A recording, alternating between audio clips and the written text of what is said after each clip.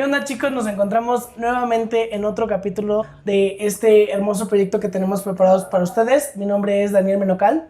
Mi nombre es Valeria Barreta. Mi nombre es Ariadna Baez. Y esto es Pequeños y Grandes. El día de hoy tenemos una gran invitada. Es la doctora Lorena del Carmen Avendaño, que nos acompaña. Les voy a platicar un poquito de su currículum. Ella estudió la licenciatura en Psicología en la Ibero, estudió una maestría en Psicoterapia y Desarrollo Infantil y tiene un doctorado en Psicoterapia Humanista por parte del Colegio Humanista de México. Y tiene un currículum muy amplio, pero estas son algunas de las cositas que ella tiene preparadas para nosotros. Así que un fuerte aplauso y le damos la bienvenida a la doctora Lorena. Sí, mucho gusto, bienvenida. Si gusta empezar a introducir, ya sé que dimos un poquito de su currículum, pero si gusta usted empezar a introducir como en qué preparaciones tiene experiencia, a qué se dedica. Ok, pues bueno, hola a todos. Primero que nada, es un placer estar aquí. Me encanta haber recibido esta invitación. Y bueno, yo llevo 24 años dedicada justamente a la psicología, a la psicoterapia y a la educación. Y la verdad es que es muy interesante estudiar y trabajar con niños y con adolescentes porque tenemos siempre mucho que aprender. Entonces creo que mi experiencia va justamente en esta práctica terapéutica y este acompañamiento que he dado a los padres de familia. Sí, bueno, lo que esperamos el día de hoy es como que nos explique, que nos enseñe las diferentes etapas que tiene el niño en su desarrollo y para que los papás no se vuelvan locos tratando de descifrarlos en qué etapa están, si luego están aprendiendo, están de buenas, están de malas. Entonces quisiéramos aprender más de eso, ¿no? Sí, empezamos si quieres con el tema de desde que son infantes, desde que nacen, si gustas empezar a comentarnos. Claro. Bueno, algo que necesitamos saber es que cuando somos padres necesitamos conocer bien pues todos los aspectos normales de desarrollo en nuestros hijos, ¿no? Hay situaciones, hay antecedentes en el nacimiento que pueden generar posteriores problemáticas. Por lo tanto, lo ideal es que cuando pues las personas toman la decisión de ser padres puedan hacer una preparación previa, tanto a nivel físico como también a nivel emocional, ¿no? ¿Y de qué edad a qué edad es esta etapa? Pues bueno, hablamos desde la gestación hasta el nacimiento, pero fíjense, cuando se da el proceso de nacimiento, también necesitamos ver que todas las condiciones de salud de ese bebé sean las óptimas para que no tengamos, por ejemplo, a veces nos encontramos con pequeñitos o pequeñitas que tienen problemas de atención, que tienen algún trastorno del desarrollo que va a afectar y que muchas veces los padres no detectan porque no ponen atención también en todo lo que sucedió a lo largo del nacimiento, ¿no? Disculpe, bueno, hablando de etapas, o podríamos introducir, hablábamos, o en nuestra investigación encontramos a un autor de una teoría de nombre Jean Piaget, en el cual describía diferentes etapas. Nosotros tenemos diferentes preguntas para cada etapa, pero nos podría introducir un poco sobre la primera etapa, que es la etapa sensoriomotora. Sí. Pues bueno, lo que trata de explicar Piaget es que los niños al principio pues aprendemos cuando nacemos a partir de las sensaciones, ¿no? Si nosotros hemos observado a los bebés aprenden y su contacto con el mundo es a partir de meterse objetos a la boca, ¿no? A través de las sensaciones. Y entonces Piaget decía, ¿no?, que el nivel cognitivo de un bebé pues va en función de estas sensaciones y lo que necesitamos es promover que sean estimulados a nivel sensorial para desarrollar justamente de manera óptima su capacidad cognitiva. Pero, por ejemplo, ¿qué consejos les daría a los padres que tienen un bebé o los cuidadores que tienen un bebé aún pequeño, que si bien creo que la etapa era de 0 a 2 años? ¿Qué consejos les daría? Porque a veces es como difícil como entender a un pequeño que ni siquiera, bueno, aún no aprende a hablar, o sea, está aprendiendo totalmente. Ellos están aprendiendo en conjunto. Claro. Esta etapa justamente es del apego, ¿no? Entonces, lo que necesitamos como seres humanos, en primer lugar, es el vínculo, ¿no? Entonces, más que tengan que hacer algo especial los padres, creo que si tienen una relación de apego, de cuidado, de convivencia con ese bebé, ya estamos estimulando, porque los bebés aprenden del contacto, aprenden de las sensaciones, de los sonidos, de la música, Obviamente, ¿no? Por eso si vemos en los juegos que hay para los bebés de esa edad, son de colores, son con sonidos, requieren como mucha estimulación en todos los sentidos, pero principalmente necesitamos esa relación de seguridad y confianza de nuestros padres. Y creo que eso es fundamental. Y en el caso que estamos hablando, estamos aprendiendo a lidiar con infantes o con niños de 0 a 2 años, ¿cómo perciben estos niños los regaños? Porque a veces es necesario, no vamos a especificar qué tipos de regaños, pero llamadas de atención, a lo mejor con deja ahí, ¿cómo perciben estos niños estos regaños, estas correcciones? Pues bueno, obviamente los papás empiezan a regular la conducta. Fíjense, yo me he dado cuenta que hay algunos papás que piensan que por el hecho que sean bebés no hay que orientar las conductas, ¿no? Pensamos que son bebés y que todo es chistoso y todo es gracioso, y a veces los padres dejan que hagan lo que quieran, y por ese lado tampoco es tan bueno, porque necesitamos ir acompañando y guiando a esos bebés que pues están explorando el mundo, pero si no regulamos las conductas se pueden poner en riesgo, ¿no? Creo que aquí lo importante es cómo vamos regulando las conductas, que tiene que ser de una manera amorosa, ¿no? A los bebés les tenemos que hablar con mucha claridad, palabras cortas, pero fíjense, hay algo fundamental.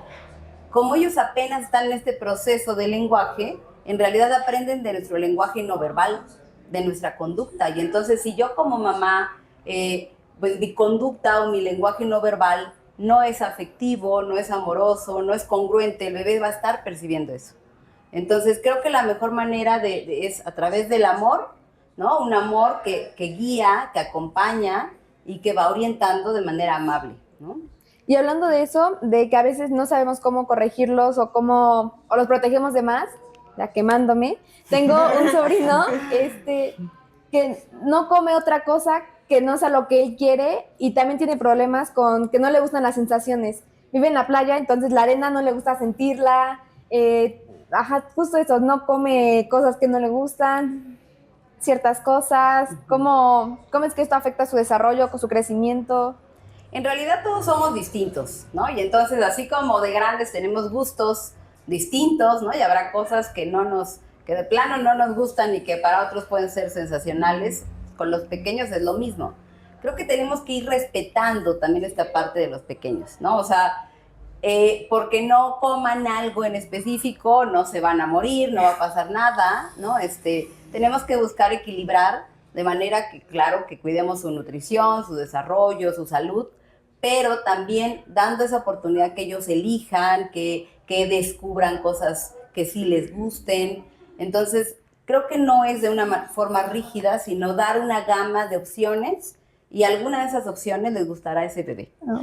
Y hablando de esas gamas de opciones, ¿qué acompañamientos, o no sé si hay una metodología de acompañamiento que se pueda como hacer de padre a hijo para estos, como dice Vale, de come esto, no hagas esto? O sea, ¿qué tipo de acompañamiento se les puede dar a los niños de esta etapa de edad que estamos hablando? Yo les voy a decir algo, y no solo en esta etapa, en todas las etapas, pero en esta etapa es fundamental, que es a través del ejemplo. Si yo le digo a mi hija o a mi hijo, come este brócoli que está riquísimo, pero yo no me lo como, Sí. pues evidentemente el niño me está viendo. Replica ¿no? conductas. Replica la conducta. Entonces, la mejor manera es que vea lo que yo hago. Y entonces, si yo hago algo, yo lo voy a modelar y el niño me va a imitar, porque además estamos en una edad en donde ellos imitan. Son esponjitas. Exacto, por eso les llamamos así, no son esponjitas, porque todo lo están observando y aprendiendo. Y entonces creo que como padres necesitamos observar nuestra propia conducta. ¿De qué etapa son estas esponjitas que empiezan a como absorber todo? Toda la infancia, pero creo que posteriormente a los 2 años, como toda esta etapa de los 2 a los 5 años, obviamente como tienen mayor comprensión del mundo, pues todavía son más imitativos. No, y más que o sea, su entorno de 2 a 5 años son sus papás, su núcleo familiar. Claro. Ya después de los 6, que empiezas a ir a la primaria, que empiezas a ir al kinder, que empiezas como a desarrollarte en un ámbito más social, pues obviamente creo que ahí también los niños imitan otras conductas, y es otro juego que tienen que jugar los papás, porque ya no es nada más lo que yo te estoy enseñando, sino incluso lo que te está enseñando la sociedad en conjunto. Claro, ya todo el entorno. Y luego cometemos este error, bueno, los papás cometen el error de pensar que ya una vez están en la escuela, ellos se hacen cargo de cuidarlos, de educarlos, cómo hacer ver a los padres que no es cierto, o sea, que sigue, si bien la educación sí se apoya de la escuela, la principal es en la casa. Claro, claro, porque en la escuela vemos aspectos de contenidos, ¿no? Desarrollo de ciertas habilidades, pero en realidad la formación y la construcción de la personalidad viene de la familia, de los padres, que son, la familia es nuestro primer núcleo social, ¿no? Y entonces ellos nos observan todo el día. Por ahí hay una frase que a mí me gusta mucho de la Madre Teresa de Calcuta que dice, no te preocupes si tus hijos no te escuchan, te observan todo el día, ¿no? Y, o sea, estábamos hablando de que los niños son esponjita. ¿Cuáles son las características de esta etapa? O sea, ¿cómo el niño se comporta, cómo actúa, cómo piensa, cómo se relaciona con otros? O sea, ¿cuál es su forma de actuar, a pesar de que no puede hablar? Uh-huh. En este proceso de 0 a 2 es cuando los pequeños empiezan a adquirir el lenguaje, ¿no? Y entonces, al principio, si nos damos cuenta, el desarrollo en esta primera etapa es vertiginosa. O sea, es una diferencia enorme entre un bebé de 6 meses a un pequeño de 2 años, ¿no? Sí, claro. Sí, Y entonces, obviamente, en los primeros meses, todo es en relación y en función de los padres, imitación, insisto, de lo no verbal, ¿no? Y la estimulación acerca de los sentidos. La interacción, pues bueno, después empieza con la imitación, con el balbuceo, pero después ya va a haber palabras para poder pedir lo que quieren, ¿no? Esto va a depender también del estilo de crianza y de la forma de los papás, porque hay pequeños que no hablan, porque los papás adivinan todo y satisfacen en exceso esas necesidades y no hacemos que ellos tengan esa necesidad de hablar y de pedir y de moverse, ¿no? Y tocando un poquito el tema de que, o sea, que los padres son un factor muy importante en esta etapa de 0 a 2 años, ¿qué piensa usted al respecto a que se les sobreexija a los niños? Ejemplo, que les empieces a hablar en bastantes idiomas para que desde chiquitos desarrollen ese idioma. No es que sea malo, lo que sucede es que si, por ejemplo, a veces hay padres que son de diferentes países y uno es, no sé, de lengua inglesa y otro es de habla hispana. Los niños que tienen estas circunstancias tardan más tiempo en hablar. Okay. ¿Por qué? Porque están procesando ambos idiomas. Y entonces llegan a los 2 años y no hablan. Pero no es porque haya un problema de lenguaje, sino porque están procesando ambos idiomas. Cuando lo logran, hablan los dos. Eso es fabuloso, ¿no? Sí, que todos sí, quisiéramos claro. haber hecho eso, ¿no? Y no sufrir con el inglés, ¿no? O con otro O idioma. con otro idioma, ¿no? Pero bueno, en realidad eso es de manera natural porque Sí. es a partir de la convivencia. Si no es así, bueno, puede ayudarlos, ¿no? Ir conociendo cierto idioma, pero creo que a veces caemos como padres en querer sobreestimular, en querer dar tanto que generamos estrés. O sea, actualmente sabemos que hay niños muy estresados porque los papás quieren que sean los genios o que sean superdotados y no lo son. Y entonces solamente los estresamos. Y hablando de eso, ¿cómo considera que los padres pueden generar un buen estímulo? O sea, que no se sobreexija, pero tampoco que sea totalmente, bueno, que no exista este estímulo. Hay una palabra que a mí me encanta que es equilibrio. Cuando buscamos realmente el equilibrio y lo que hago es disfrutar de mi hijo, convivir con él, ¿no? Acompañarlo, guiarlo, tener momentos agradables de juego, eso es estimulación, no tengo que hacer algo extraordinario. Estuvo muy de moda como poner a los pequeños en estimulación temprana y algo que se demostró es que solo los chicos que tienen alguna deficiencia o que tienen alguna situación que requiera la estimulación es adecuado. Si el niño no tiene ninguna deficiencia, no es necesaria la estimulación temprana porque podemos caer en esto, en sobreestimular y estresar. Claro, claro. Uh-huh. Estuvimos hablando de la etapa sensoriomotriz. Motriz, perdón. Me gustaría que pasáramos a la etapa de preparacional. Preoperacional. Preoperacional. Mi Ese dislexia un Piaget poquito. con esas palabras, ¿verdad? Sí. El nombre incluso. No me estimularon muy bien de chiquita, ahora sí digamos eso. Me faltó un poco de estimulación temprana. ¿De qué edad a qué edad considera que es esta etapa? Es de los 2 a los 7 años. Ok.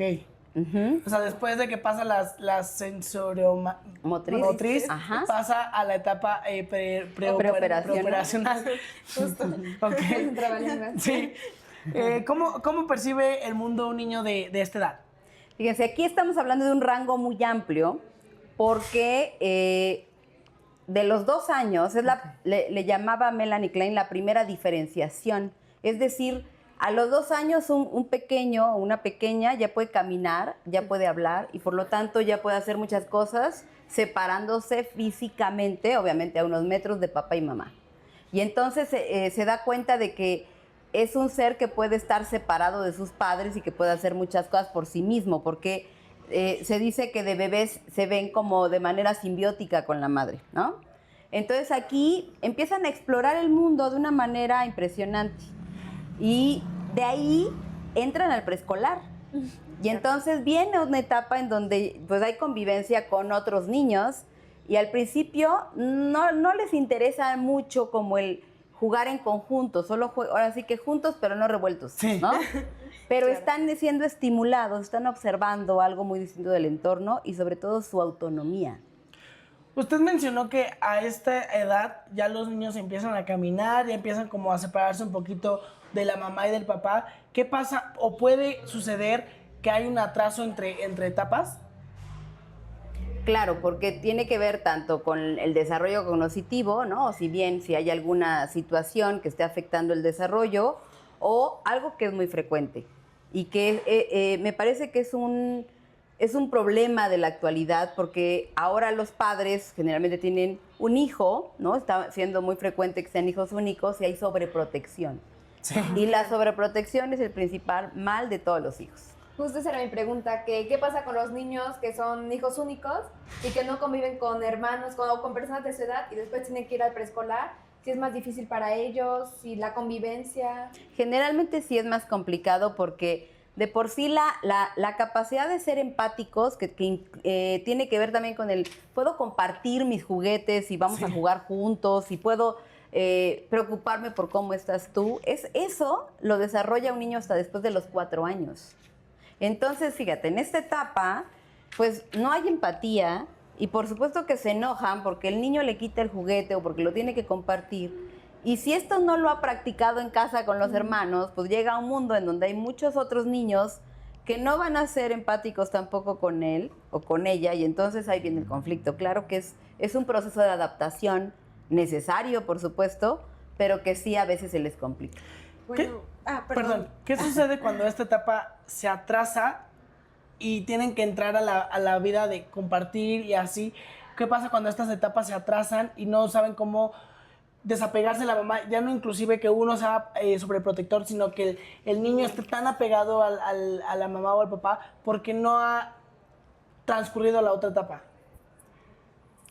Generalmente es por los papás, Ok. ¿no? Cuando sucede esto es porque los papás o son ansiosos, tienen este temor a que qué le va a pasar a mi pequeño cuando está en la escuela, pobrecito, pero en realidad es una proyección de los padres. Los niños a veces entran a la escuela y están muy contentos porque pues todas las actividades, juegos y todo lo que pueden ver en el preescolar, pues es fabuloso, la verdad es que es divertido. Pues ya no van a querer ir a clases. Exacto, ya de grandes ya no, Ya pero... van a querer regresar al kinder otra vez. Exacto, ¿no? Pero sí, los padres muchas veces lo que proyectan es su propio miedo.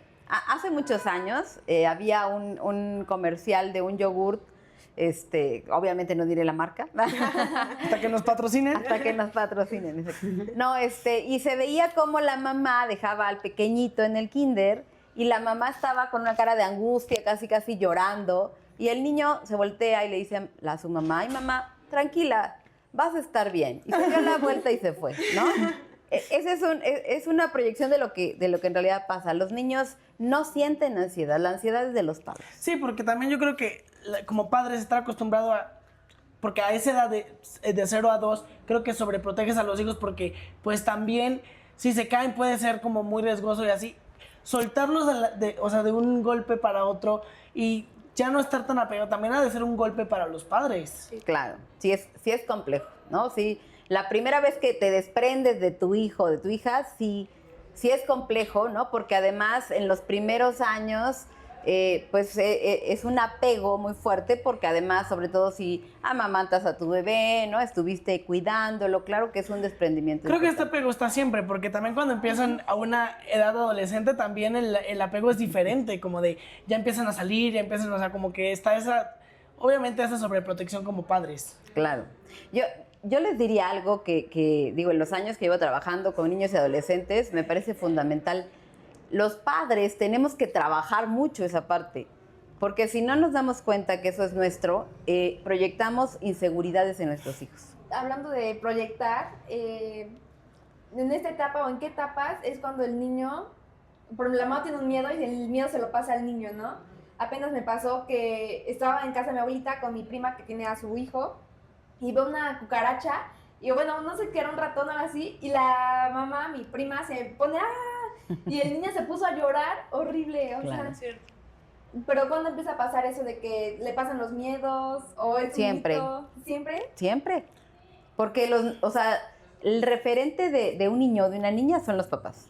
Okay. Si las personas que son su lugar seguro, los que lo cuidan y lo protegen, sienten miedo, sienten ansiedad, pues obviamente el niño está entendiendo que algo no está bien, que está en un momento de inseguridad.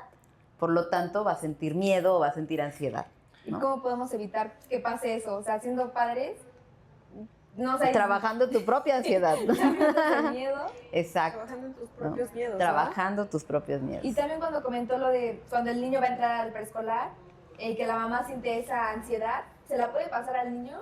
¿La ansiedad? Claro. Fíjense, las emociones no tenemos que hablarlas, las percibimos. Por eso a veces cuando también el adulto con el niño no es congruente en lo que siente y le dice, yo estoy muy feliz y la mamá está deprimida, el niño no entiende por qué eso no le checa, ¿no? Obviamente no lo sabe describir, no lo sabe explicar el niño, pero sí se da cuenta que eso no es lo que está viendo. Y entonces lo que hacemos es confundirlos.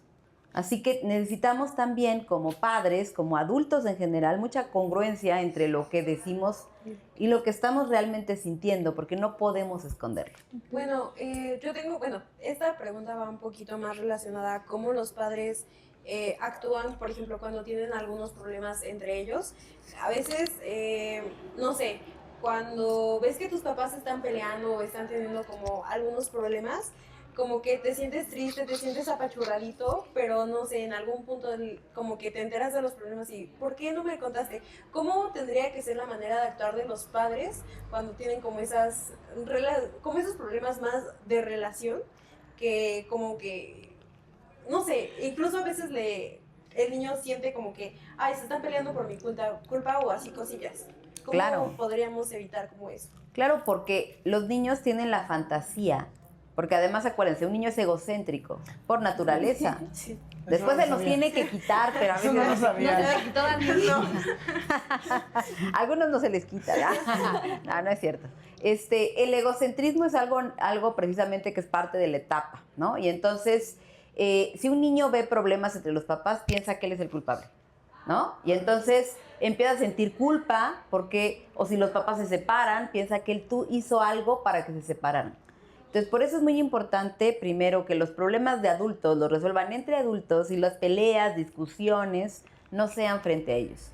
Y que no se les den mensajes, ¿no? En contra de alguno de los padres o que no los utilicen como paño de lágrimas, porque hay mamás o hay papás que lo hacen, ¿no? Entonces, creo que mantenerlos afuera de esa situación es muy saludable y si estamos con una situación emocional que obviamente el niño está percibiendo y no podemos engañarlo, tenemos que explicar de manera clara, ¿no?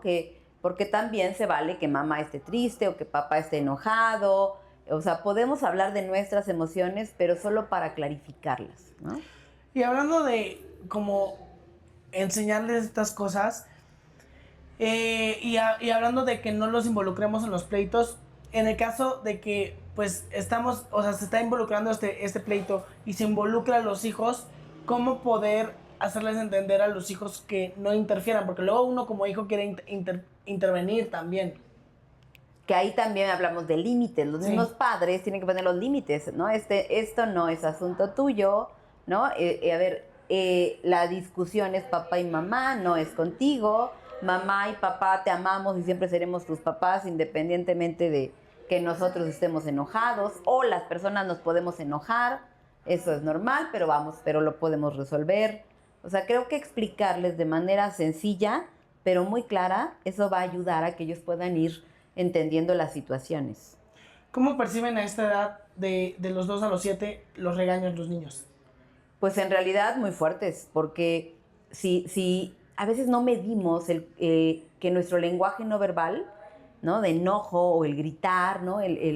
Puede ser muy amenazante para los pequeños o pequeñas, ¿no? Entonces, creo que necesitamos aprender como adultos a regularnos primero, porque realmente los niños viven esto con mucho miedo, con mucho temor, porque, insisto, los papás son las personas más importantes que tienen en el mundo y son su lugar de seguridad.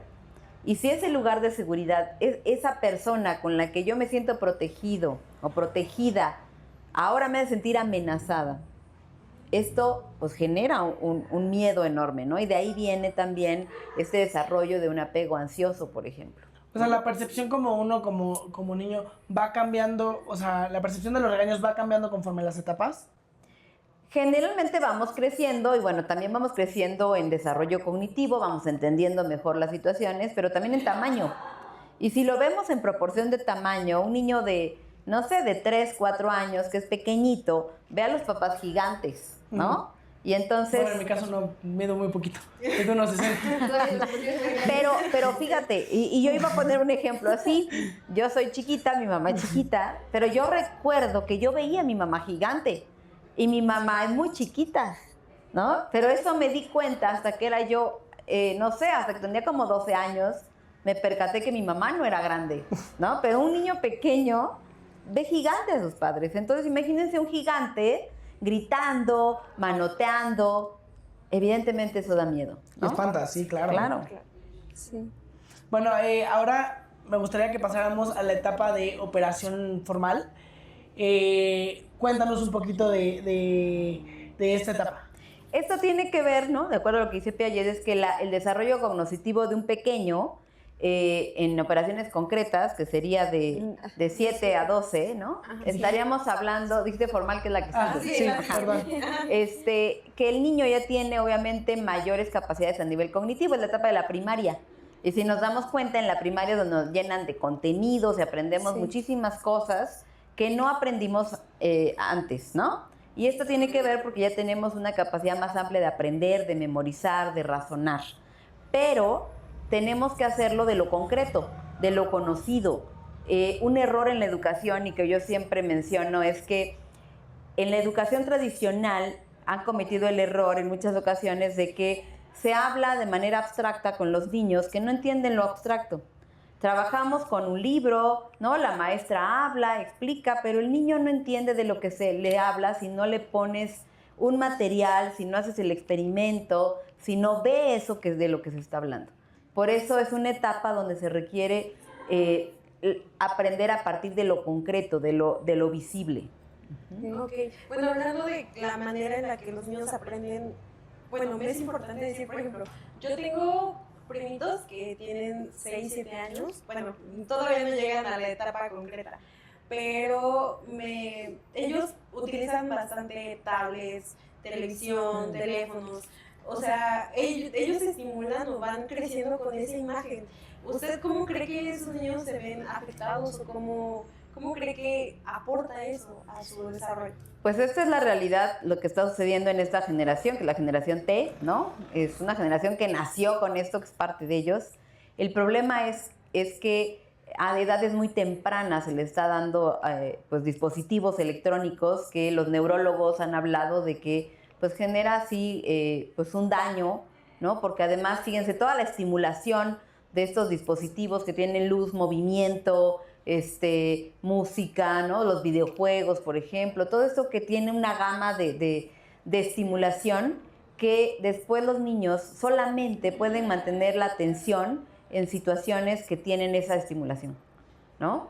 Y entonces pasan mucho tiempo en esto y esto los inquieta. Tenemos niños que tienen pues problemas de hiperactividad, no porque tengan un trastorno, sino por estar sometido a tanta sobreestimulación, ¿no? Y entonces sí genera secuelas.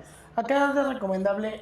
Bueno, sé que nunca va a ser recomendable el exceso de tecnología, pero ¿a qué edad es recomendable proporcionarles un dispositivo móvil? Porque hoy en día también creo yo que es importante el hecho de que tengan a lo mejor un reloj inteligente para que puedas ver dónde están, comunicarte con ellos por el tema de la inseguridad. ¿A qué edad es recomendable darles un celular, una tablet, un iPad? Pues a nivel neurológico, los neurólogos dicen 12 años. Como a nivel psicológico, yo te diría, pues sería fabuloso que fuera a los 12 años. La realidad es que no está pasando eso, ¿no? De los 2 años, luego. Que tenemos niños en preescolar con iPads, ¿no? Con tabletas. Claro, las dominan perfecto. Pero el problema es que se han convertido en las niñeras de estos pequeños, ¿no? Para la mamá es mucho más sencillo poder hacer sus cosas o sentarse a platicar o trabajar dándole un dispositivo. Pero esto obviamente es dañino. Entonces lo ideal sería que no tuvieran, y si las tienen, bueno, preescolar a mí me parece que definitivamente no, pero si en la primaria tienen un dispositivo, que sea muy, muy regulado el tiempo, ¿no? Ay, pero luego uno como niño lo sufre, porque me voy a exponer un poquito, pero en mi caso sí fue, no teníamos pantallas en nuestros cuartos, era recámara de tele, no tuvimos, o sea, el iPad o la tablet era 1 hora al día máximo después de los 9, 10 años, que ya habías terminado tu tarea. Celular no tuve hasta como los 13, y pues obviamente ves a todos tus compañeros teniendo celulares, teniendo tablets, viendo la tele, pero creo que sí te genera una adicción a la televisión, porque luego, pues yo tenía compañeros que llegaban tarde a la escuela, que estaban todos cansados por estar viendo la tele hasta tarde, porque pues obviamente los niños saben cuando viene la mamá y le apagan la tele y la vuelven a encender después, ¿no? Claro. Y luego te escondes con la tableta en la sábana, y creo que sí es impactante, porque luego dejan de hacer sus actividades diarias, como tareas, como actividades. O sea, ¿qué tan importante es también el hecho de que tengan una disciplina a esa edad? Es fundamental. Es que el problema creo que no es satanizar a los dispositivos, Sí, ¿no? sino los padres tienen que asumir su responsabilidad y poner límites y poner horarios, Sí. porque los padres son los que regulan la conducta de los pequeños, ¿no? Creo que nunca tocamos el tema de a qué edad es esta etapa. De 6 a 12, De 6 a concretas 12, desde sí, 6 a 12, 6 a 12. que insisto, aquí en esta etapa ya el desarrollo es un poco más lento. Si nos damos cuenta, ya no es tan vertiginoso como en los primeros años, pero es fundamental porque ahí también construyen, además de todas estas habilidades de aprendizaje, también su autoestima. Entonces, sí, hablar de límites también tiene que ver con esto, porque da estructura a los chiquitos. Tampoco el dejar que ellos se regulen, que evidentemente no lo van a hacer, pues va a afectar también su seguridad y su capacidad de competencia. En esta etapa lo que buscan es, ya ellos por sí mismos se miden con sus compañeros, y lo que buscan es sentirse competentes y capaces. Pero esta etapa entonces se fusiona con la anterior, con la preoperacional, porque mencionaba que se da de los 2 a los 7 y esta se da de los 6 a los 12. Entonces hay una combinación entre estas dos etapas. Las edades son subjetivas, Okay. ¿no? Siempre todos los autores cuando hablan de etapas son edades aproximadas, ¿no? Entonces es aproximado, lo podemos contar a partir de 7 a 12, ¿no? Okay. Pero son aproximadas. Bueno, hablando un poquito de la construcción de la autoestima, por ejemplo, los padres contribuyen muchísimo, pero, o sea, ¿qué es lo que puede decirles a los padres? Como, no sé, no tanto actividades, sino cómo pueden apoyar a los niños al crecimiento o a mejorar como la autoestima de los niños, porque, no sé, al menos yo fui una niña que era muy gordita y que el bullying, viven en espacios que, pues, los niños tienen como un poquito, no quiero decir que son crueles, porque para nada, sino que tienen como esas burlas hacia los demás. ¿Cómo pueden los padres como aportar su granito de arena a esos pequeños? Primero creo que hay que estar muy atentos como padres cuando pasa alguna situación de este tipo, porque a veces ni siquiera se dan cuenta o lo minimizan o no lo consideran importante. A veces pasa también en las escuelas que no consideran este tipo de situaciones, que, exacto, los chiquitos requieren orientación, ¿no? Pero lamentablemente muchas de las actitudes de los niños cuando molestan a otros es porque son actitudes que han aprendido de casa. O sea, porque son molestados o porque ven que los padres tienen ese tipo de comentarios o conductas negativas hacia los demás, ¿no? Pero la base definitivamente viene de cómo tratamos a nuestros hijos, con respeto, con aceptación, promoviendo y estimulando y reconociendo las cualidades. Tenemos en nuestra sociedad la mala costumbre de fijarnos en lo negativo en lugar de resaltar lo positivo. Entonces creo que si yo educo a mis hijos en esta parte positiva, donde ellos reconozcan su valor y lo bien que están haciendo las cosas, de manera honesta, no adornando, no exagerando, sino de manera muy honesta, esto va a ser genuino y el niño va a ir reconociendo pues, de lo que es capaz. No, Pero ¿qué tan difícil es esto cuando hablamos de que ya los niños ahora son más tecnológicos y vemos en las redes sociales como los cuerpos perfectos, cómo tienes que ser para ser bonita? Estos estándares. Estos estándares de belleza. Bueno, fíjate, esto que dices es muy importante porque hay niñas en esta etapa, estamos hablando de 8 o 9 años, que ya se están preocupando por este tipo de cuestiones.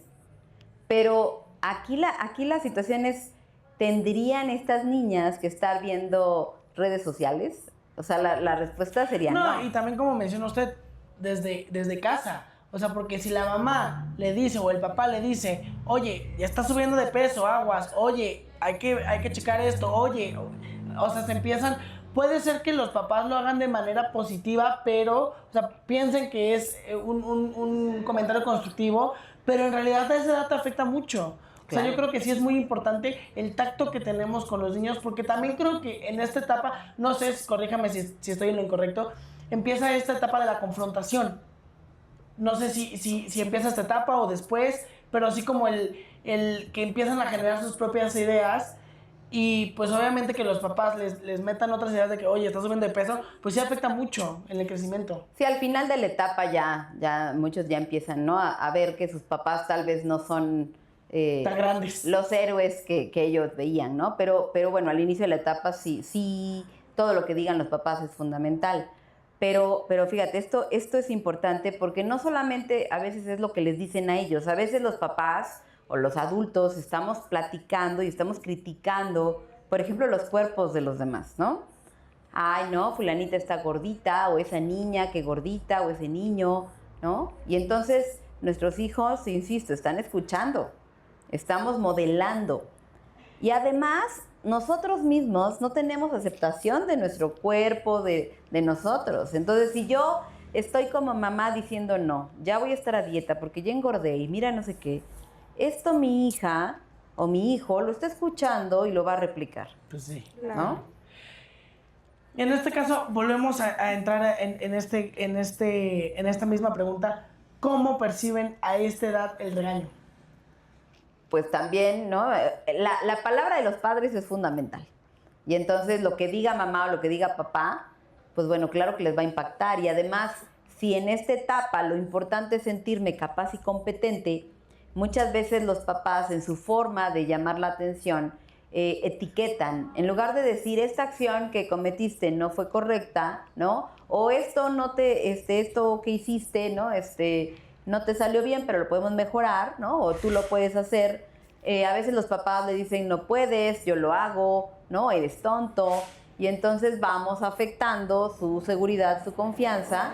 Y claro que esto va a impactar para el desarrollo de su personalidad. Yo tengo una pregunta. ¿Y qué pasa cuando los papás no están? Se la pasan trabajando, están haciendo otras cosas. Y luego, con tal de que los niños no lo noten, meten a los niños en demasiadas actividades. Esta vez no voy a quemar, pero conozco a personas, a los padres que pasan horas trabajando, todo el día trabajando, y los niños están de 7 a 6 de la tarde en la escuela. No, en la escuela. Pero llegan a su casa y es dispositivos, es cero comunicación con los papás. Claro. O sea, van aprendiendo o se van educando pues, de lo que ven del internet y no de los papás. Claro, esto es un nivel de abandono, ¿no? Al fin y al cabo es una forma de abandonar. Tal vez no consciente, pero es un abandono. Y entonces, claro que va a dañar la seguridad y la autoestima de los hijos, ¿no? Bueno, hablando de un ejemplo parecido a lo que dice Vale, en este caso yo sí me voy a quemar un poco. A mí desde chiquita me metieron a 1000 talleres. O sea, sé tejer, sé pintar, sé hacer cocina. Desde chiquita me metieron a mis talleres porque si bien mi mamá trabajaba un poquito como hasta las 6 de la tarde, las 7 de la tarde, entonces reconozco que mi mamá lo ponía o le ponía la carta de disciplina o el tener una rutina, pero a veces cómo eso puede llegar a afectar o cómo cree que eso, o sea, cree que los padres lo ven como de mi hijo va a ser muy disciplinado, va a tener 1800 cosas que hacer, 1800 habilidades, pero cómo cree que eso incluso puede llegar a afectar. Yo vuelvo al punto de que como padres proyectamos y muchas veces queremos que nuestros hijos sean lo que nosotros quisimos ser. O no fuimos. Entonces, o no fuimos, ¿no? Por eso hay que tener cuidado con eso. Claro que afecta, ¿no? Por supuesto, porque, insisto, el niño o la niña se va a sentir abandonado. Esa es una forma de abandonar, ¿no? El niño o la niña requieren tiempo, requieren afecto, requieren convivir con sus padres. Yo entiendo que la situación a veces laboral, económica, no permite que estemos al 100% con los hijos, pero yo cuando platico con los padres sí les insisto en que no es cantidad, sino es calidad. Sí. Creo que, ok, mi mamá trabajaba todo el día, está bien, no podemos cambiar esa circunstancia, pero cuando estaba mi mamá, estaba presente, ¿no? Y yo me daba cuenta que era importante. Y creo que eso es fundamental, el que como niño, como niña puedes decir, pero cuando estaba mi mamá, hacíamos, compartíamos, me escuchaba, me aceptaba, etc. Sí, no estaba pegada al celular, no estaba haciendo otras cosas, o cocinaba mientras platicábamos. Sí, creo que eso es importante. Ok, pero porque ahorita que dijiste el celular me quedo pensando, hay mamás que no trabajan, pero también son ausentes. Sí. Porque están con el teléfono, porque están en otra cosa, y los hijos están también abandonados. No tiene que ver con el trabajo. Creo que no es satanizar, las mamás no deben de trabajar. No. Sino da tiempo de calidad. En mi caso, otra vez, vamos a quemarnos, porque pues aquí estamos para quemarnos, para que la gente aprenda de nuestras experiencias claramente. O sea, en mi caso, mis papás sí estuvieron presentes ambos, pero por el tema que dice Ari de la disciplina, yo estaba metido en un montón de talleres, o sea, básquetbol, he practicado todos los deportes que puedan existir. Creo que sí me ha enseñado un poco de disciplina, como de no quieres ir, pero tienes que ir. Pero también creo que a la edad adulta, la que estoy viviendo ahorita, me sobreexijo demasiado. Por el mismo hecho de que, como mis papás me sobreexigían mucho por el tema de la disciplina, o también porque a mí me gustaba mucho hacer deporte y estar metido en muchas cosas extracurriculares, Claro. creo que ya empiezas a volverte adicto al trabajo. O sea, yo siento que si no estoy haciendo 1000 cosas al mismo tiempo, no estoy presente, no estoy haciendo algo con mi vida. Entonces, también es importante no sobreexigir a los hijos de más, aunque sea el tema de la disciplina, siempre era de a las 4 haces tarea, a las 6 cenas, a las 8 te bañas y a las 9 estás dormido. Así. O sea, era puntual y media hora de teléfono y computadora o lo que sea y vete a dormir. Creo que sí es importante. Sí me considero una persona con disciplina, pero no al mismo tiempo por el déficit de atención. Pero si llegas a una vida adulta donde te sobreexiges y no aprendes a procesar los triunfos que tienes, a procesar el momento que estás viviendo, a procesar la vida en general. Sí, y es que el mal de la actualidad es la ansiedad, ¿no? Tenemos trastornos de ansiedad en niños, ¿no? Tenemos muchísimos niños con ansiedad y viene de ahí, ¿no? De esta sobreexigencia. Y muchas veces los padres no nos damos cuenta que estamos cayendo en este exceso. El dar disciplina, el generar hábitos, el tener horarios, me parece excelente, o sea, es necesario, ¿no? Damos estructura, generamos justamente, ¿no? Adultos responsables que puedan ser autosuficientes. El problema está en el exceso.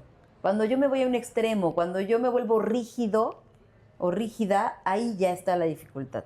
Entonces creo que la flexibilidad sería el punto importante, ¿no? Sí podemos tener una rutina, claro, aprender destrezas, etcétera, pero manejar también un poco de flexibilidad y dar tiempos de descanso, de juego, porque en realidad en toda esta etapa lo más importante para un niño es el juego, y no estoy hablando de videojuegos, estoy hablando del juego, ¿no? Porque el juego es una representación de la realidad y el niño aprende a través del juego. No, y aparte que hoy en día estamos viendo los niños que ya no tienen ni bicicletas en sus casas, ya no tienen patines en sus casas, ya no tienen patinetas como sea, ya no lo tienen. O sea, todo lo que se les puede pedir a Santa Claus, a los Reyes, Todo es electrónico. Todos son cosas electrónicas, y yo lo veo en un caso con un primo. Le dan muchas cosas que el Día de Reyes ya no se emociona por el qué me van a traer, porque está acostumbrado a tener todo. Que Claro. está padre que uno como papá le quiera dar todo al hijo, que no le falte nada,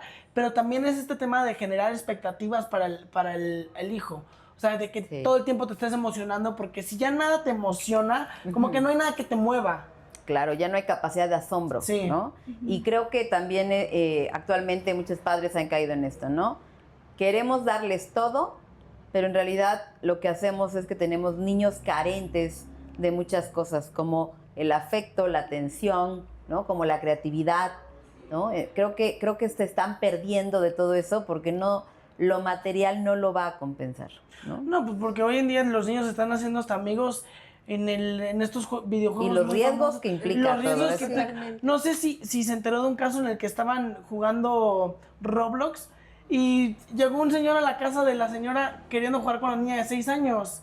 Ok. Que se sí, pusieron o sea, en contacto súper un señor de 40 y una Y niña de 6. Y le dio la dirección. La niña le dio la dirección de su Wow. casa. Sí, es peligroso. Sí, o luego también, hablando de las noticias, por un juego ya las personas como que reclutan en ciertas organizaciones a los niños y ya creo que fue en Oaxaca donde los reclutaban. En Guadalajara. Sí. Ajá. Sí, en Guadalajara. Sí, Sí, el uso de tecnología es muy, muy peligroso. Claro. Creo que, como usted menciona, que el hecho de que salgan a jugar, pues yo me acuerdo cuando de chiquito, yo tengo 2 hermanos, entonces, pues obviamente al ser 3, en cualquier lugar, juegos en restaurantes y así, éramos los predominantes porque muchos eran hijos únicos o solo eran 2 o entre nosotros nos divertíamos, pero te ayuda la creatividad de que tienes poderes mágicos, eres algún superhéroe, eres Claro. esto, eres Harry Potter, o sea, te ayuda como a esta creatividad, a este manejo de apréndete a comunicar socialmente, porque muchos niños están metidos en los videojuegos, no saben expresarse en público, les da pena estar en público, no saben pedir las cosas. Sí, no están desarrollando habilidades, fíjense, tanto psicomotoras, que son fundamentales para el aprendizaje, ni tampoco habilidades sociales. O sea, son las carencias más importantes que hay en relación a esto que está pasando con este efecto de solamente estar en videojuegos, ¿no? Y ya por última etapa me gustaría pasar a la formal, ahora sí, que estoy confundiendo las etapas. Es que ese Piaget con sus frases. Sí, confundo un poquito, pero pues para eso estamos aquí como ustedes, para que nos podamos educar en conjunto. Cuéntanos un poquito más de esta etapa, qué edad empieza, cómo es la perspectiva de estos niños. Piaget la plantea de los 12 en adelante, ¿no? Ya él solamente se dedica a estudiar estas etapas, entonces posteriormente a los 12, que sería la adolescencia, entonces habla de que hasta la adultez, ¿no? Las personas ya tenemos la capacidad de tener un pensamiento abstracto, mucho más complejo, un razonamiento lógico y bueno, obviamente pues ya tenemos una comprensión o una capacidad para comprender el mundo de manera mucho más compleja, ¿no? Obviamente, pues bueno, la etapa de la adolescencia es fundamental también porque no solamente en estas capacidades cognitivas que desarrollamos, sino todo lo que implica la etapa de la adolescencia donde me descubro, donde reafirmo e identifico quién soy, Sí. ¿no? Esto es fundamental y es una etapa, muchos autores dicen turbulenta, justamente porque en este descubrirme, fíjense, el adolescente sigue imitando, pero ya no imita a sus padres, ahora imita a sus iguales, a sus pares. Y bueno, a veces esa imitación no sale muy bien, ¿no? Sí. Por eso hay que tener mucho cuidado con quién se relacionan los adolescentes, porque luego pues hay uno que otro caso que se juntan con el amigo y empiezan a hacer cosas y empiezan a bullear a gente en la escuela. Creo que sí es una etapa muy importante. Creo que la adolescencia te marca mucho como persona. Creo que sí es una etapa Claro.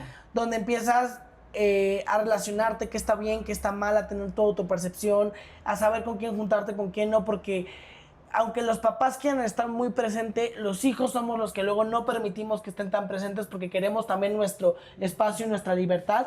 Es aprender a equivocarse también, es aprender Claro. a tomar decisiones y riesgos, porque al final creo que todo lo que los papás hicieron antes de esta etapa tiene que empezar a dar frutos la cosecha y empiezas a ver en qué te equivocaste y en qué no como papá. Creo que sí es importante. Ay, se me fue la pregunta que le iba a hacer. ¿Cómo empieza a percibir uno como adolescente o cómo puede lidiar un padre de familia con un adolescente que no sabe o todavía no se encuentra a sí mismo? Bueno, yo no creo que haya un adolescente que al inicio ya se haya encontrado, Sí. ¿no? Sí. Creo que todos pasamos por esta etapa en donde pues estábamos intentando encontrarnos. Y obviamente aquí viene este choque con los padres, porque de ser los padres, ¿no? Todo lo magnífico del mundo, nos damos cuenta de que no, de que los papás también nos equivocamos, de que no somos perfectos, de que no siempre lo que dicen es tan congruente o que no opinamos de la misma forma. Y entonces viene este choque también ideológico y este choque en cuanto a las reglas, en cuanto a lo que yo quiero como adolescente y quieren mis papás. Entonces esto es normal. Esto sería la segunda diferenciación. Fíjese, la primera fue a los 2 años y la segunda es en la adolescencia. Y entonces, claro que quiero separarme de mis papás porque no me simpatizan, ¿no? Sí. Porque además ya no quiero que pasen por mí porque qué oso, ¿no? Eso es normal. De que déjame en la esquina, me Déjame voy en la caminando. esquina, porque van a ver que, ¿no? Que vengo contigo. No me andes dando besos enfrente de mis público. amigos, Y ya ¿no? tengo aquí el beso marcado. Claro, entonces eso es sano, o sea, esa distancia que vamos generando con los padres es muy sana. Pero hay algo importante, que los padres tenemos que ser lo suficientemente inteligentes para tener esta distancia, pero no irme, sino quedarme cerca observando, para que yo pueda estar ahí cuando mi hijo o mi hija me necesite. Yo siempre les digo, en la educación es como un cometa, como un papalote, ¿no? A veces necesito jalar el hilo para que vuele y a veces necesito soltarlo, ¿Y qué pasa cuando se escapa el papalote? pues porque lo solté de más, Ok. ¿no? Entonces no necesito soltarlo de más, necesito tener este equilibrio y saber cuándo jalo y cuándo suelto. Y también creo que es tener autoconfianza. Uno como papá, no estoy diciendo que sea papá ahorita, no lo malinterpreten. Lo estoy hablando como si lo fuera. Chicas, no es papá. Sí, no todavía soy papá, sigo soltero. No es cierto. ¿Qué pasa cuando... Ay, ya hasta se me olvidó la pregunta otra vez. ¿Qué pasa cuando... ¿De qué estamos hablando? Perdón. De jalar y estirar en la... papalote, sí, la cara claro. inteligente. Ujú. También creo que es tener una autoconfianza de cómo lo educaste a tu hijo. Claro. O sea, creo que si tú mismo, y no es por egocentrismo, no es por echarse flores uno como papá, no estoy generalizando, pero creo que también es saber y autorreconocer en qué estuviste bien y qué estuviste mal.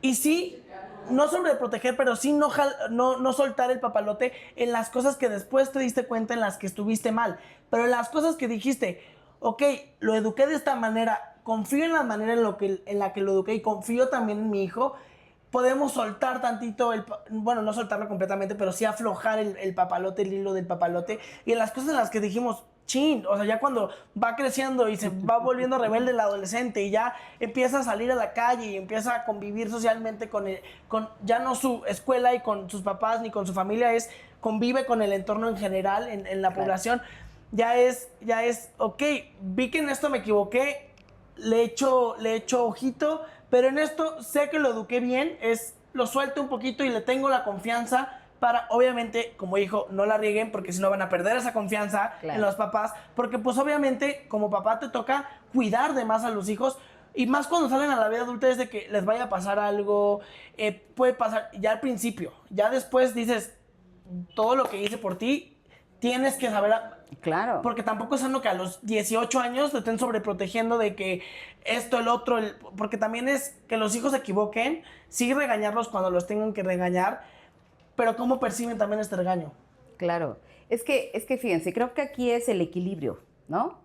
Evidentemente ahorita, en esta etapa, pues los chicos se van a rebelar ante los papás, ¿no? Y los regaños, no, obviamente, ni les encantan. Sí.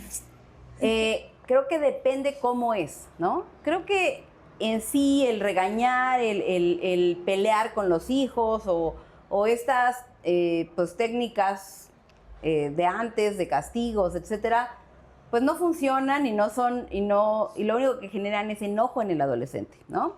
Creo que esta es una etapa en donde justo lo que estás diciendo me parece que es excelente, porque ya construimos durante todo el desarrollo los hábitos, la disciplina, la congruencia, toda esa base ya está. Yo no la voy a venir a poner en la adolescencia, porque si quiero hacer eso es muy complejo. Lo tengo que hacer en todo su desarrollo, y entonces en este momento que va a querer empezar a volar un poco, ¿no? Tal vez no del todo, porque no lo podemos soltar del todo, pero va a querer volar un poco, tenemos que darles esa oportunidad, porque ya desarrollaron habilidades emocionales, ¿no? Están desarrollando la capacidad de autorregularse. Yo siempre les digo, al principio cuando somos pequeños, nuestra regulación es externa, es a partir de, no lo hago porque me van a regañar, ¿no? Eso lo decía Colbert en su desarrollo moral. Pero conforme crecemos, eso se tiene que volver interno. Tengo que ahora aprender que eso no lo hago porque a mí no me conviene, no porque me van a regañar.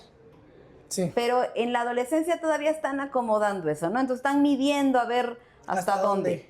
Pero cada acción tiene una consecuencia, y si yo hago algo, pues va a tener una consecuencia lógica e inmediata. Con eso aprendemos. Lo que necesitamos como padres ya no es tanto tener lucha de poder o regañar como si fuera un pequeño, o mucho menos, como muchos padres hacen, ¿no? De golpear a sus hijos, etcétera, sino vamos a generar reflexión. Sí, eso definitivamente no, nunca, en ninguna etapa, ¿no? Lo que necesitamos generar ya es reflexión, porque siempre los niños tienen capacidad de reflexionar, pero un adolescente tiene más capacidad todavía de reflexionar. No son tontos. Solo necesitamos que ellos mismos se den cuenta del por qué esto es correcto y por qué no. Y que asuman las consecuencias de sus actos, porque si les queremos evitar consecuencias y queremos salvarlos, no van a aprender. Y tampoco es para que los hijos que nos estén viendo digan, ay, a los 12 ya me dicen mis padres, ya no me pueden decir nada. No, claro que no. Claro que no, tampoco. Y yo creo que también es clave lo que menciona usted, de poner consecuencias. O sea, no regañar con golpes, pero sí decirle a tus hijos de que cada acción que tienes tiene una consecuencia buena o mala. Claro. Para que así cuando salgan en la adolescencia y salgan al mundo real, saben que todo tiene una consecuencia. Así es la vida. Y depende del acto que hiciste, tiene la magnitud de lo bueno o de lo malo. Claro, claro. Sí, entonces creo que aquí es, ya sembraste, es hora de cosechar. A mí me gusta mucho esta metáfora de la oruga, ¿no? Una oruga, pues cuando sabe que ya es el momento, empieza a construir su capullo. Ella construye su propio capullo, se mete en el capullo y se queda durante un tiempo, el tiempo necesario, protegiéndose y creciendo, para que cuando sea el momento exacto, la oruga por sí misma rompe su capullo y sale y vuela como una mariposa. ¿Qué pasa si nosotros no permitimos, ¿no?, este desarrollo de que haga su propio capullo, que llegue su tiempo y que después vuele? Si yo le quiero solucionar la vida, lo que voy a hacer es como si rompiera el capullo y nunca dejara que mis hijos volaran. O se desarrollaran dentro del caparazón. Claro. Para salir con una ala rota, sin antenitas. Claro, exacto. Entonces nunca van a ser personas autónomas. Y creo que el reto de ser padres es, tenemos que hacer que nuestros hijos puedan sentirse sostenidos, abrazados, estrechados, para sentirse seguros y tener las habilidades para poder después volar y dejarlos ir. Esa es la meta de los padres. Claro. Ya por última pregunta, ¿cómo cree usted que influye el juego simbólico en el desarrollo cognitivo de los niños? El juego es fundamental, ¿no? O sea, desde que... ¿Y a qué nos referimos con juego simbólico también? Claro. O sea, desde que somos pequeños jugamos, ¿no? El juego simbólico es que representamos la realidad a través del juego. Incluso, fíjense, por ejemplo, cuando un niño va a terapia, el trabajo con los niños es a través del juego, porque es la expresión que ellos tienen de la realidad. Entonces es fundamental el cómo jugamos, el qué jugamos, porque eso es lo que va internalizando en el niño la realidad. Por eso el juego generalmente es de imitación, va imitando, ¿no?, lo que ve en su entorno. Y fíjense, también cuando crecemos, seguimos jugando, si nos damos cuenta, porque el juego también tiene que ver no solamente con el sentirme capaz y competente, sino con la interacción con los demás y el relacionarme con el mundo. Entonces creo que el juego en sí es fundamental para el desarrollo en todos sentidos. También creo que luego en la etapa adulta tomamos muchas cosas o las percibimos como juego para también autoprotegernos a nosotros mismos.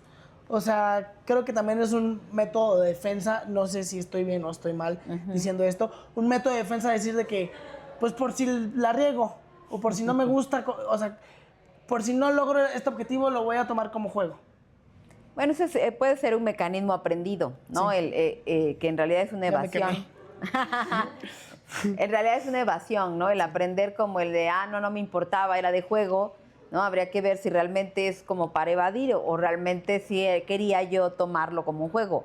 Que aquí yo distinguiría con el sentido del humor, ¿no? Que el tomar la vida con alegría, con sentido del humor, ¿no? Con más flexibilidad, creo que eso sería muy positivo, ¿no? Más que evadir una situación, sino como un recurso para poder amortiguar las situaciones de la vida, porque si nos tomamos todo tan en serio, pues evidentemente eso no nos va a hacer estar muy sanos y muy felices, ¿no? No, y aparte, pues generas mucha como estrés y también como miedo al fracaso. A lo mejor si nos los tomamos todo tan personal y fracasamos en algún momento, va a ser un choque muy, muy grande para nosotros, en lugar de que si te lo tomas todo más con alegría de que, pues no pasó.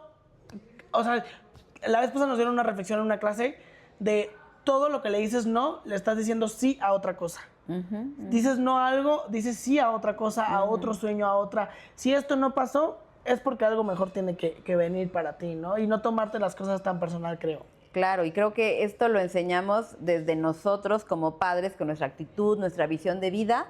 Se lo vamos a enseñar a nuestros hijos, ¿no? El verlo, no, fíjense, es diferente ser optimista a ser positivo. Optimista es fantasioso. Sí. El ser positivo es poder mirar esto, ¿no? Poder mirar las oportunidades reales, ¿no? Poder mirar, más que errores son aprendizajes. Entonces, en la vida hay que aprender de los errores, nos sirven mucho más que los aciertos, ¿no? Y en la vida hay que reírnos incluso de nosotros mismos. Y creo que eso nos va a ayudar si somos personas felices, no importa si somos ni los más inteligentes, ¿no? Ni los más capaces, pero este sentido del humor, este pensamiento positivo, Esta personalidad más flexible me va a ayudar a ser feliz y por lo tanto, pues autorrealizar. Y creo que también te abre muchas puertas el no ser tan rígido. O sea, yo he visto muchas personas que son muy inteligentes, que tienen promedio de 10, están bien económicamente, socialmente, personalmente, pero las personas que fluyen más con la vida, se la viven al extremo, o sea, viven muy contentos. Claro. Y a veces da mucho FOMO eso. Y creo que a eso venimos a esta vida y creo que como padres todos quisiéramos que nuestros hijos sean felices, ¿no? Entonces, creo que el vivir felices y vivir como más relajados, y eso no tiene nada que ver con no ser responsables, sino vivir pues más relajados en el presente, ¿no? Disfrutando, creo que esa es la clave del éxito como padres y como hijos. Yo tengo una última pregunta y es que de estas 4 etapas te forman junto con tus amigos, todo eso, para ser el adulto que vas a ser, ¿no? Pero ¿qué pasa cuando, no sé, algo en tu etapa no estuvo bien, si te regañaban, si te pegaban mucho? Lo puedes, no me estoy proyectando, lo puedes cambiar en la adultez, trabajando en ti o cómo... Fíjense, cuando a mí me preguntan, ¿las personas podemos cambiar? Yo les diría, si no, no tendría sentido la psicología, ¿no? Claro que todos podemos cambiar, todos tenemos ciertos, se le llama traumas, ¿no? Que son impactos, la palabra traumas es un impacto, a veces son pequeños, que son traumas complejos, que son como cositas pequeñas, a veces son situaciones muy complejas, muy, muy duras, pero todos tenemos algo. Porque no existen padres perfectos. Nadie es perfecto. Ni personas perfectas. Entonces, creo que aquí lo importante es, pues, cuando somos grandes e identificamos que hay situaciones que quizás no fueron las ideales en nuestro desarrollo, pues claro, hay que hacerlas conscientes y hay que trabajarlas para mejorar. Siempre podemos ser mejores. Bueno, yo quiero regresar un poquito a un tema, no tanto al tema, pero sí relacionada. A veces, como padres, los padres no quieren que sus hijos estén viviendo estrés o quieren que todo sea totalmente fácil y nada complejo. ¿Cómo cree que eso puede dañar al desarrollo infantil del pequeño? como el ejemplo del capullo. Les quitamos las herramientas para afrontar la vida. Y entonces los vamos a dejar indefensos. Creo que es un enorme error. No podemos evitar ni los aprendizajes ni las caídas en nuestros hijos. Las caídas son parte de la vida y qué bueno que estemos ahí para acompañar, pero no las podemos evitar. Entonces creo que necesitamos confiar. La palabra confianza me parece importante en la capacidad de nuestros hijos, y esa va a ser una excelente herramienta para que sean personas que no tienen que ser lo más inteligentes, van a ser capaces de resolver su vida, van a ser autosuficientes. Van a aprender a volar. Van a aprender Efectivamente. Yo creo que por último, si nos pudieras regalar un mensaje, tus redes sociales, tus contactos, por si alguna persona los necesita, un consejo que le quieras dar al público que nos está viendo, sean padres primerizos, jóvenes, padres ya con experiencia, ¿qué consejo les puedes dar del tema que tocamos? Claro. Yo les diría a todos, ¿no? Como padres, dejemos de estresarnos, vamos a ser auténticos, ¿no? Solo requerimos equilibrio y mucho amor. Creo que la sabiduría interna está ahí, necesitamos confiar en nosotros y ni somos padres perfectos ni necesitamos hijos perfectos. Así que vamos a fluir y vamos a confiar en nosotros. Y bueno, también les dejo mis redes. Yo estoy como doctora Lorena Avendaño, tanto en Facebook como en Insta, TikTok, y YouTube y todo lo que quieran, ahí estoy para servirles. ¿Qué libros y materiales recomiendan que puedan leer para aprender más sobre este tema? Pues hay varios libros relacionados a la educación de los hijos, ¿no? Hay un libro, por ejemplo, de Siegel que es Disciplina sin lágrimas, me parece que es excelente, justamente para el manejo de los límites, de psicología positiva, y orienta mucho a los padres en relación a cómo manejar ciertas reglas, etcétera, ¿no? De todas maneras, les dejamos aquí los libros con los que se pueden apoyar abajo en la descripción. Agradecemos mucho que nos hayan visto, espero que les haya gustado mucho este capítulo y hayan aprendido tanto como nosotros. Le agradecemos a la doctora Lorena por haber dado su tiempo para que nos pudiera explicar un poquito más de este tema que creo que es muy importante. Esto fue Pequeños y Grandes.